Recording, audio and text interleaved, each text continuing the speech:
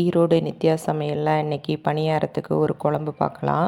சோம்பு, பட்டை, கிராம்பு, பச்சை மிளகாய், புதினா, வேர்க்கடலை வறுத்து தோல் உரித்து வச்சுருக்கிறேன். தேங்காய் இதையெல்லாம் போட்டு ஒரு மிக்ஸி ஜாரில் போட்டு அரைச்சி வச்சுக்கோங்க.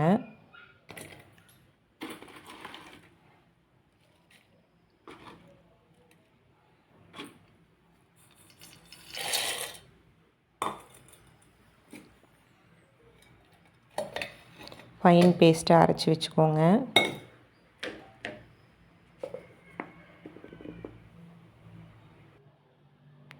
முட்டைக்கோஸ் அரைஞ்சி வச்சுக்கோங்க. தக்காளி, வெங்காயம், கருவேப்பிலை, மல்லித்தூள், மிளகாய்த்தூள், இஞ்சி பூண்டு பேஸ்ட்டு அரைச்ச விழுது. அவ்வளோதான் தாளிப்புக்கு. எண்ணெய் விட்டு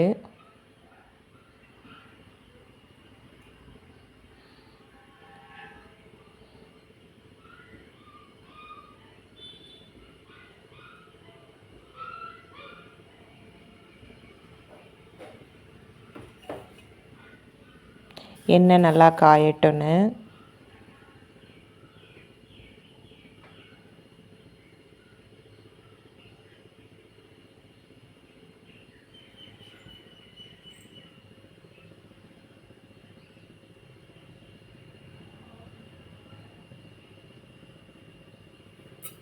கடுகு போட்டுக்கோங்க.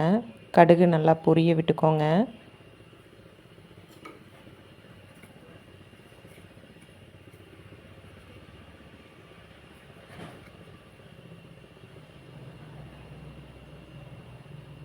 எண்ணெய் நல்லா காயட்டுன்னு கடுகு போடுங்க.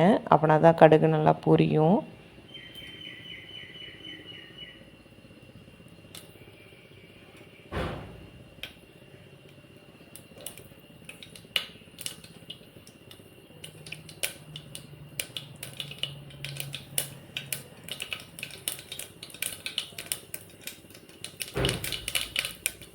பெருங்காயத்தூள் போட்டுக்கோங்க.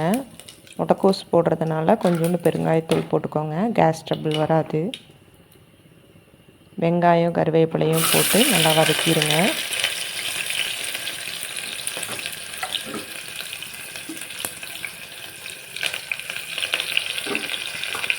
நம்ம 2 பச்சை மிளகாய் போட்டிருக்கிறோம். அது இல்லாமல் மிளகாய்த்தூள் போடுறோம். காரம் போதுமானது. நீங்கள் வேணும் அப்படின்னா இதுலேயும் ஒரு 2 வரமிளகாய் வேணால் சேர்த்திக்கோங்க.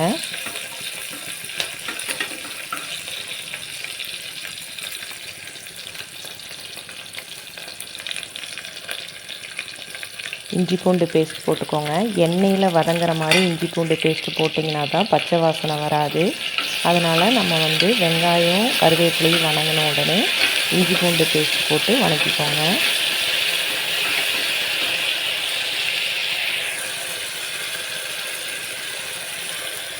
மல்லித்தூள், மிளகாய்த்தூள், மிளகாய் மட்டும்தான், மிளகாய்த்தூள் மட்டும் அதை போட்டுக்கோங்க.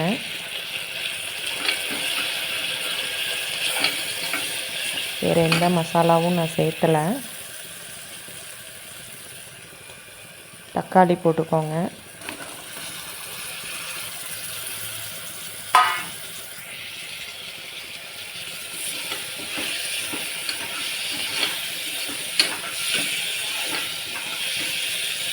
தக்காளியை வதங்க விடுங்க.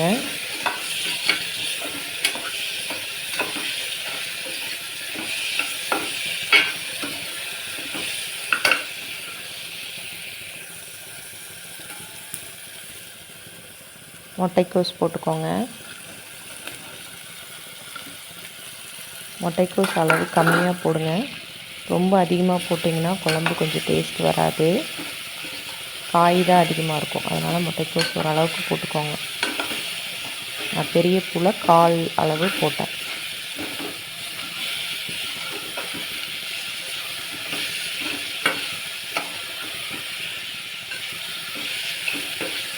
அதையும் நல்லா வதக்கிக்கோங்க.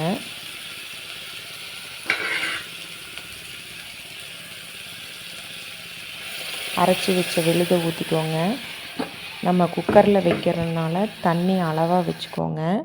அதிகமாக வைக்காதீங்க. விசில் விட்டுக்கோங்க.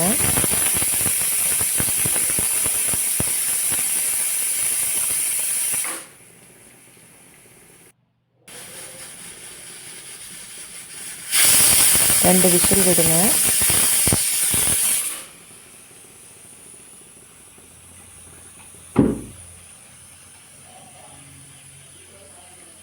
ப்ரெஷர் ரிலீஸ் ஆனோடனே ஓப்பன் பண்ணி உப்பு போட்டுக்கோங்க. பணியாரம் சுட்டுக்கோங்க. செம்ம டேஸ்ட்டாக இருக்குது. பணியாரத்துக்கு, தோசைக்கு, சப்பாத்திக்கு எல்லாத்துக்குமே நல்லாயிருக்கு. செஞ்சு பார்த்துட்டு கமெண்ட் பண்ணுங்கள். நான் உப்பு போட மறந்துட்டேன், அதனால் லாஸ்ட்டாக போட்டேன். இடையில கூட கொஞ்சம் போட்டுக்கோங்க. செம்ம டேஸ்ட்டாக இருந்தது. செஞ்சு பார்த்துட்டு கமெண்ட் பண்ணுங்கள்.